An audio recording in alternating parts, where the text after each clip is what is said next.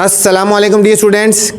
I am Sir Fayaz and today we are going to solve miscellaneous exercise 3.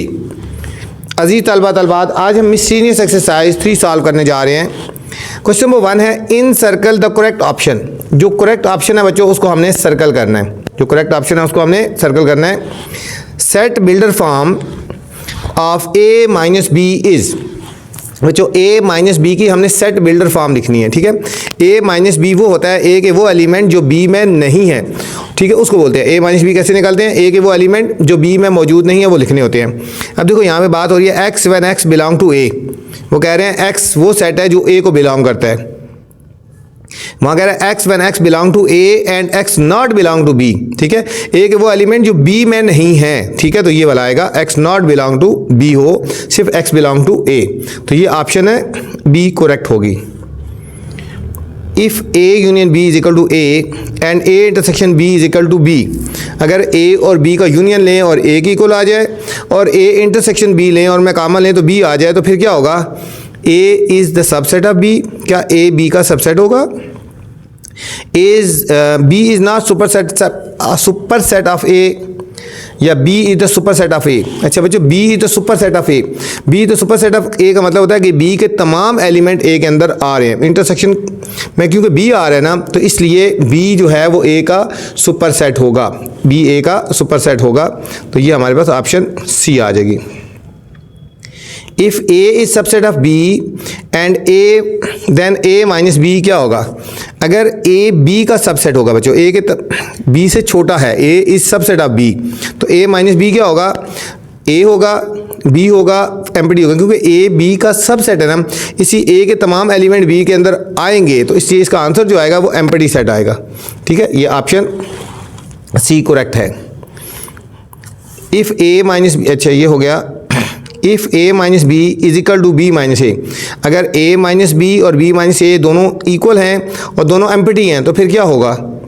ए और B equal होंगे. ठीक है बच्चों, ए और बी इक्वल होंगे. अगर ए माइनस बी फाइंड करें या बी माइनस ए फाइंड करें, दोनों का आंसर एम्प्टी आ जाए. ठीक है, तो हमारे पास क्या होगा? ये ए इज इक्वल टू बी इसको कहेंगे. Set of common element of A and A complement. बच्चों ए और ए कम्प्लीमेंट एक दूसरे के ऑपोजिट सेट होते हैं. ए और ए कम्प्लीमेंट एक दूसरे के ऑपोजिट होते हैं ना. जब इन दोनों में हमने कॉमन लेना हो तो कुछ भी कॉमन नहीं होगा, क्योंकि ए अलग सेट है और ए कम्प्लीमेंट इसके ऑपोजिट सेट है. ठीक है, दोनों डिफरेंट होते हैं, तो इसलिए इनका जो कॉमन होगा वो इनफाइनाइट होगा या नल होगा, यूनिवर्सल या सिंगल नल होगा. कोई चीज़ भी कॉमन नहीं होगी ए में और ए कम्प्लीमेंट में बच्चों. Option B. Set of real numbers can be written in. Real number को हम किस तरह रिटर्न कर सकते हैं? टेबुलर फॉर्म में, डिस्क्रिप्टिव फॉर्म में, सेट बिल्डर फॉर्म में, या बोथ बी एंड सी. बच्चों उसको डिस्क्रिप्टिव में भी कर सकते हैं और सेट बिल्डर फॉर्म दोनों में भी कर सकते हैं. ऑप्शन डी इसकी होगी. Option D. If R is equal to 2 1 4 3 2 2 then domain क्या होगी बच्चों? डोमेन फर्स्ट एलिमेंट होते हैं. देखो 2 और 4 होंगे. ठीक है, 2 और 4, 2 बार बार जो आ रहा है उसको एक दफ़ा कंसिडर करते हैं. 2 और 4. ऑप्शन बी करेक्ट होगी. If R is equal to A and B when A and B belong to Z and A plus B is equal to 0. अगर ए प्लस बी 0 होगा तो फिर क्या होगा?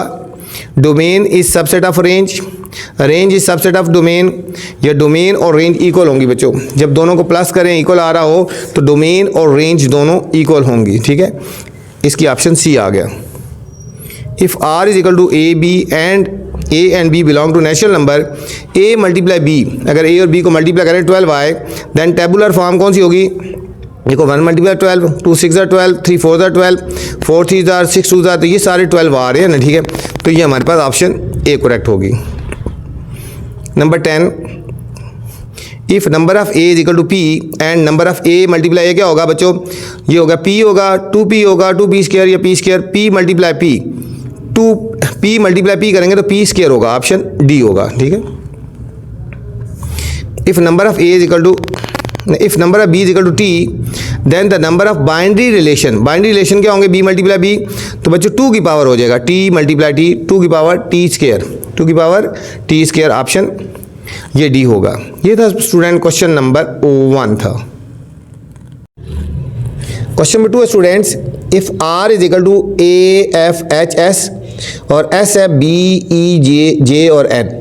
Then find the number of binary relation in R into S. तो हमने find करना है बच्चों बाइनरी रिलेशन फाइंड करने हैं आर इंटू एस में कितने बाइनरी रिलेशन बनेंगे टोटल, ठीक है। फिर write 3 binary relation R into S, फिर हमने 3 बाइनरी रिलेशन लिखने हैं। इस तरह binary relation whose domain is equal to R, ये सारे पार्ट्स हमने करने हैं बारी बारी, मैं साथ साथ समझा दूंगा। अभी फर्स्ट पार्ट में चलते हैं। Find the number of binary relation in R into S, R into S में कितने बाइनरी रिलेशन बनेंगे बच्चों, ठीक है। तो चलते हैं सॉल्यूशन की तरफ। हमें जो आर की वैल्यूज़ गिवन है ए एफ एच और एस है, एस की वैल्यू गिवन है बी ई जे और एन है। अब देखो बच्चों नंबर ऑफ डिजिट कितने हैं इन आर में, number of digits in are में कितने हैं 1 2 3 4 हो गए। और number of digits in S में कितने एलिमेंट्स हैं, एलिमेंट कह लो, number of elements in S 1 2 3 4 हो गए, ठीक है। अब हम कर लेंगे इन दोनों को बाइनरी रिलेशन हमने निकाल लिया, नंबर ऑफ बाइनरी रिलेशन। बच्चों नंबर ऑफ बाइनरी रिलेशन निकालने का formula 2 into N into R multiply S, R into S हो जाएगा। 2 की पावर नंबर ऑफ आर कितना है, आर में कितने नंबर हैं 4 और एस में कितने हैं 4, ये हो जाएगा 2 की पावर 16। ये बच्चों नंबर ऑफ बाइनरी रिलेशन आ जाएंगे 2 की पावर 16, ये इतने इसमें बाइनरी रिलेशन बनेंगे, ठीक है। ये फर्स्ट पार्ट था, number of element in are में 4 थे, एस में भी 4 है, इन दोनों को मल्टीप्लाई कर दिया तो 2 की पावर ये आ गया। अब सेकंड पार्ट में बात हो रही है right 3 binary relation, right 3 binary relation in are multiply S, right any 3। यहाँ बच्चों एनी 3 की बात हो रही है, कोई से 3 बाइनरी रिलेशन लिखने हैं आर इंटू एस में, ठीक है। तो सबसे पहले बच्चों आर मल्टीप्लाई एस हम फाइंड कर लेते हैं, उसके बाद फिर बाइनरी रिलेशन निकालेंगे 3। पहले हम फाइंड करेंगे आर मल्टीप्लाई एस। आर के जो एलिमेंट्स हैं ए एफ एच और एस है, और एस के जो एलिमेंट हैं बी ई जे और एन है बच्चों। पहले हम इनको मल्टीप्लाई करते हैं ना, तो आर मल्टीप्लाई एस आ जाएगा। ये ए इंटू बी, ए के साथ करें, फिर ए इंटू ई, इनको मल्टीप्लाई करेंगे, फिर ए इंटू जे, ए इंटू एन हो गया, ठीक है। ए इंटू बी, ए इंटू ई, ए इंटू जी, ए इंटू एन। ए के साथ सारों को मल्टीप्लाई कर दिया। अब एफ के साथ करेंगे, F into B, F into E, F into J और एफ इंटू एन। एफ के साथ मल्टीप्लाई कर दिया बच्चों। अब हमने एच के साथ मल्टीप्लाई करा, एच इंटू इस तरह, एच इंटू बी, ये मल्टीप्लाई इस तरह होता है, एच इंटू ई, एच इंटू जे, एच इंटू एन। एच के साथ कर लिया। अब एस के साथ मल्टीप्लाई करेंगे, S into B, S into J, S into B, S into E, sorry ये ई है, ठीक है। S into B, S into E, ये ई, एस इंटू जे और एस इंटू एन। ये हमारे पास बच्चों आर इंटू एस हो गया, आर इंटू एस हो गया। यहाँ पे हमने फाइंड करना था 3 बाइनरी रिलेशन निकालने हमने फाइंड करने बच्चों। आर इंटू एस में हमने 3 बाइनरी रिलेशन हमने फाइंड करने हैं। तो R1, R2 और R3 के नाम से हम उसको हमने निकाल लेने हैं बच्चों। सबसे पहले हम निकालेंगे R1, 3 बाइनरी रिलेशन फाइंड करने हैं ना। R1 बच्चों, R1 में यहाँ से कोई भी पेयर उठा लें, आप कोई भी पेयर उठा लें, जिस तरह मैं आप उठा लेता हूँ A और B, A और B, ये फर्स्ट बाइनरी रिलेशन आ गया, ठीक है। 2 की पावर 16 बहुत सारे बाइनरी रिलेशन बनते हैं, ये फार्मूला निकालो, 2 की पावर 16 बहुत सारे इससे बाइनरी रिलेशन बनते हैं, ठीक है। लेकिन यहाँ पे हमने 3 निकालने हैं। R1 हो गया कोई, ये हमने उठा लिया, इसमें से कोई भी उठा लो। R2 में हम कोई से 2 उठा लेते हैं बच्चों, जिस तरह मैं एक उठा लेता हूँ A और E उठा लेता हूँ, एक ये वाला, एक A और E ले लिया, और एक हमने ले लेना है F और जे, कोई भी ले लो, ठीक है, कोई भी ले लो, एफ और जे ले लिया। अच्छा, आपकी मर्जी है, यहाँ कोई भी ले सकते हो आप, ये और ये भी ले सकते हो, ये और ये भी ले सकते हो, ये ले सकते हो, कोई से दो इसमें से ले सकते हो, आपकी मर्जी है, कोई फिक्स नहीं है यहाँ पे, ठीक है। R3 में 3 ले लेने हैं। अब देखो मैं यहाँ पे ले रहा हूँ ए और जे, फिर बता रहा हूँ अपनी मर्जी के ले सकते हो, ठीक हो गया। एक मैं लेता हूँ एफ और एन ले लेता हूँ, ठीक है ना, ये वाला, और एक मैं ले लेता हूँ एफ और ई ले लेता हूँ, ठीक है। एफ और ई कोई भी आगे पीछे भी ले सकते हो इस तरह, एफ और, ये हमारे पास बच्चों 3 बाइनरी रिलेशन आ गए, R1 आ गया, R2 आ गया और R3 आ गया, ये हमारे पास 3 बाइनरी रिलेशन आ गया। नेक्स्ट थर्ड पार्ट है, थर्ड पार्ट है बच्चों right a binary relation, right a binary relation whose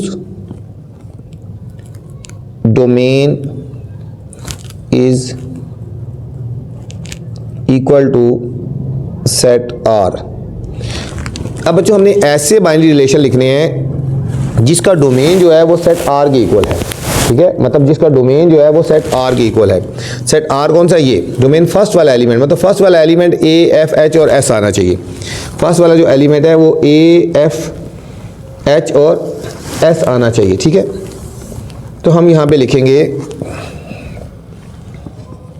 binary relation लिखें, ऐसा रिलेशन लिखना है जिसमें लिखो ना, जिसका जो डोमेन है ना वो R आना चाहिए, डोमेन जो है वो R के इक्वल आना चाहिए डोमेन, ठीक है। तो मतलब फर्स्ट वाला एलिमेंट ये वाला होना, स्टार्ट होना चाहिए, A से शुरू हो, F से, H या S से, ठीक है।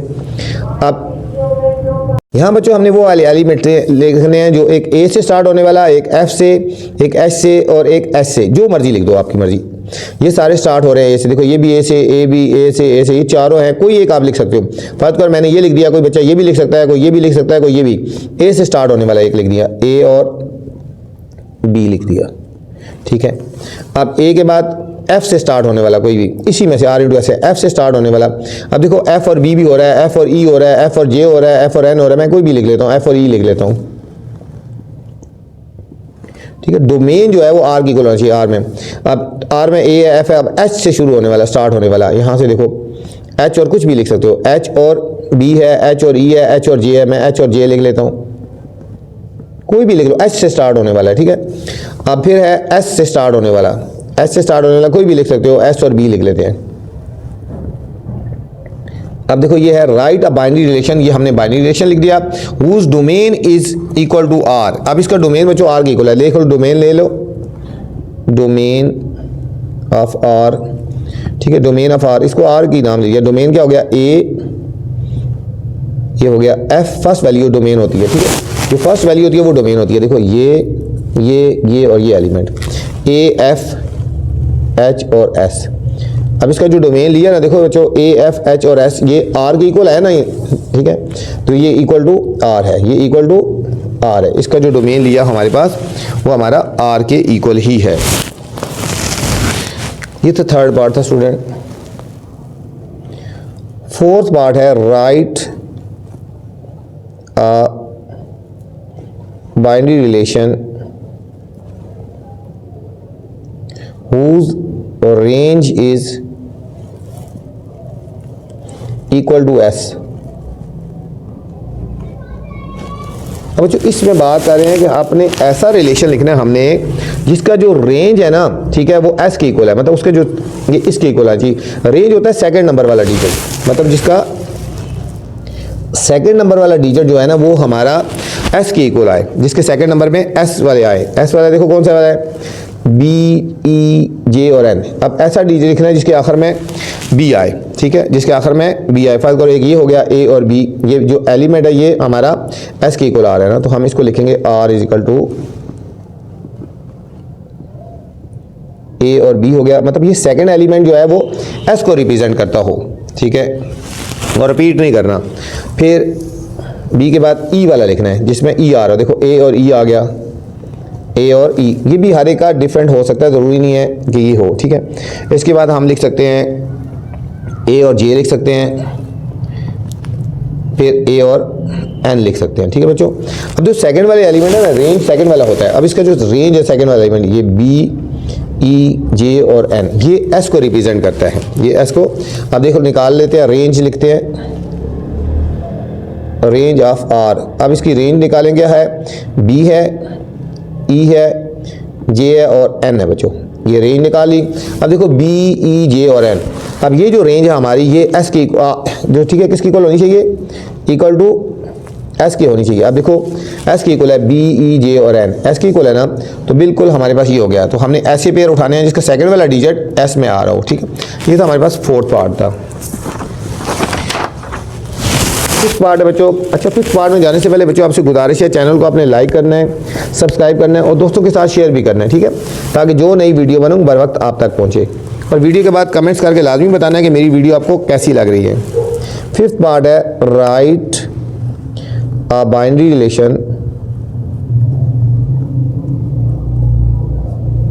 whose domain is equal to set R, जिसका डोमेन सेट R की इक्वल है बच्चों, and range is equal to set S। अब हमने ऐसा लिखना है जिसकी डोमेन एक ही सेट में है, जिसमें डोमेन R की इक्वल है और रेंज जो है वो S की इक्वल है। देखो जिसकी डोमेन जो है वो R की इक्वल है और जिसकी रेंज जो है S की इक्वल है, ठीक है, जिसकी जो रेंज है S की इक्वल है, ठीक है।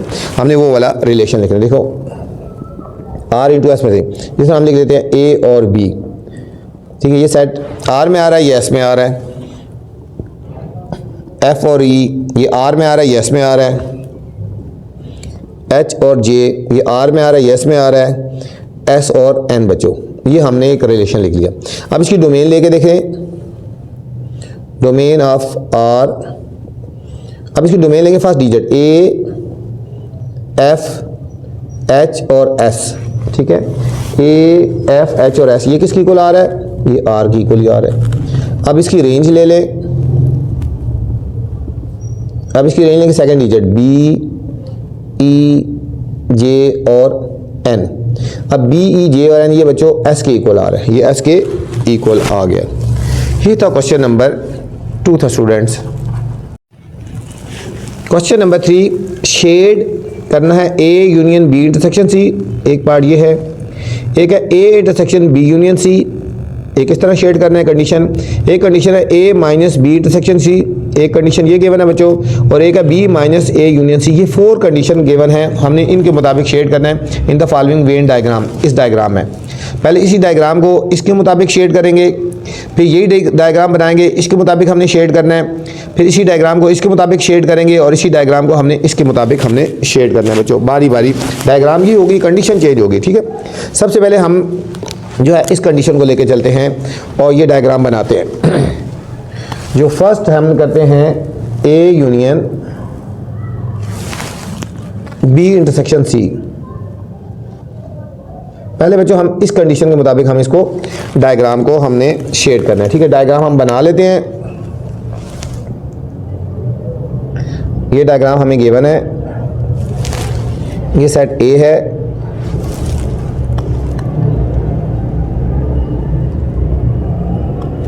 ये सेट B है बच्चों, और एक सेट C है जो दोनों को ओवरलैप कर रहा है। ये हमारे पास सेट C है। अब इनकी वैल्यूज़ गिवन है। सेट A की जो वैल्यू गिवन है B और D, ये B और D है, और इसकी F और H है। इनमें जो कॉमन आ रहा है बच्चों, यहाँ पे ये E आ रहा है, यहाँ पे आ रहा है, यहाँ A और C आ रहा है, और यहाँ I और J आ रहा है, I और J आ रहा है, ठीक है। अच्छा, वेन डायग्राम ऐसे एक यूनिवर्सल सेट भी होता है, इसको बॉक्स के अंदर लिखते हैं, लेकिन चलो जिस तरह दिया गया हमने उसी के मुताबिक हमने करना है। अब सबसे पहले बात हो रही है B इंटरसेक्शन C की। B इंटरसेक्शन C, तो हमने पहले फाइंड करना है B इंटरसेक्शन C बच्चों। B इंटरसेक्शन C का मतलब B और C में जो कॉमन आ रहा है वो निकालें। अब सेट B बच्चों ये जा रहा है, देखो सेट B ये सारा जा रहा है और सेट C ये जा रहा है, ठीक है। इनमें कॉमन पोर्शन कौन सा आ रहा है, ये वाला आ रहा है। ये हमारे पास कॉमन पोर्शन आ रहा है, तो इसका ये आंसर आएगा यहाँ पे। मतलब जो इस तरह में ये शेड आएंगे, ठीक है, ये शेड आएंगे बी इंटरसेक्शन, ये हमारे पास सी हो जाएगा, ठीक है। बी इंटरसेक्शन सी, पहले हमने जो ब्रैकेट के अंदर वाला है ना उस पोर्शन को फाइंड करते हैं, बी इंटरसेक्शन सी, तो सबसे पहले बी इंटरसेक्शन सी फाइंड कर दिया। अब हमने करना है A union B intersection C.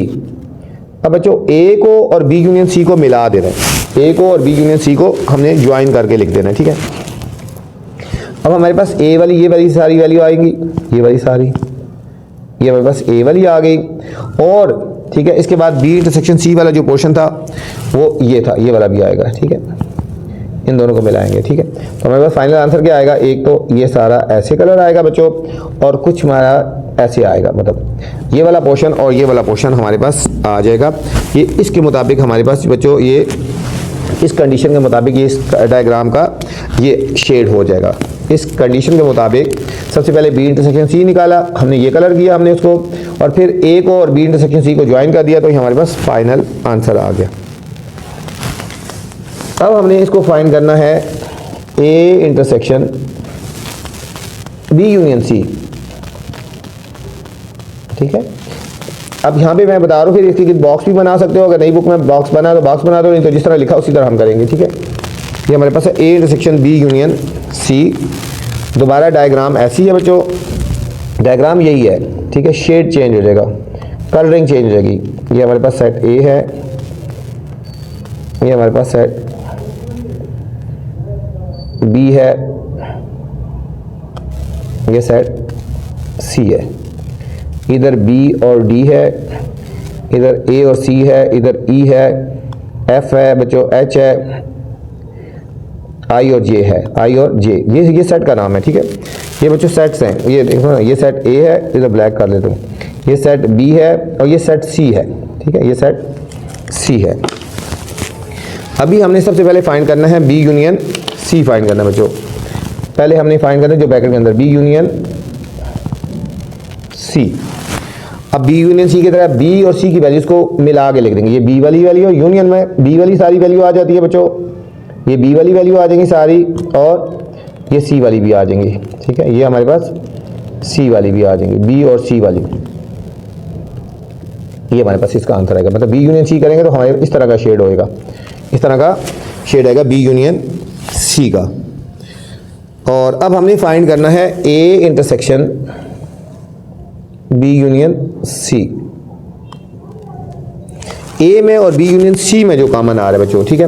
अब ए का ये सारे एलिमेंट है और बी यूनियन सी में ये कॉमन है, मतलब ए में और बी यूनियन सी में ये वाला खाली आंसर आएगा बच्चों, ये वाला कॉमन आएगा, ठीक है। ये वाला पोर्शन जो ये कॉमन आ रहा है, ए में और बी यूनियन सी में जो कॉमन पोर्शन आ रहा है वो ये वाला आ रहा है, ठीक है। इसका शेड क्या होगा, ये वाला और सिर्फ ये वाला, ये जो कंबाइन है, ये जो कंबाइन पोर्शन है ये हमारे पास, इसका हमारे पास शेड हो गया। अब नेक्स्ट है बच्चों, अब जो कंडीशन हमें गिवन है ए माइनस बी इंटरसेक्शन सी। अब इस कंडीशन के मुताबिक हमने शेड करना है ए माइनस बी इंटरसेक्शन सी। उसी तरह बच्चों डायग्राम्स हम बना लेते हैं।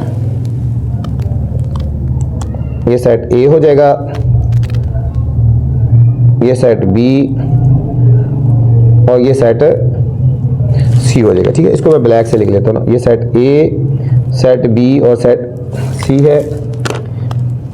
इसकी वैल्यू है बी और डी, ये है ए और सी, इधर है बच्चों ई, एफ और एच, और यहाँ पे आई और जे, आई और जे। अच्छा, सबसे पहले हमने फाइंड करना है B intersection C, B intersection सी।